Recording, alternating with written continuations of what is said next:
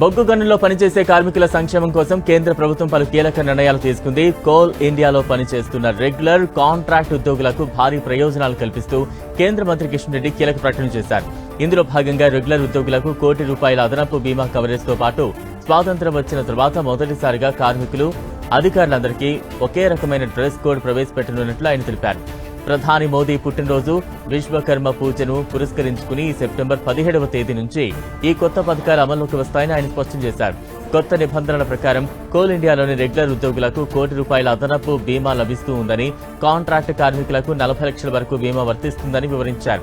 దీంతో పాటు రెగ్యులర్ ఉద్యోగులకు ఇచ్చే ఎక్స్ గ్రేషియా మొత్తాన్ని 15 లక్షల నుంచి 25 లక్షలకు పెంచుతున్నట్లు ప్రకటించారు.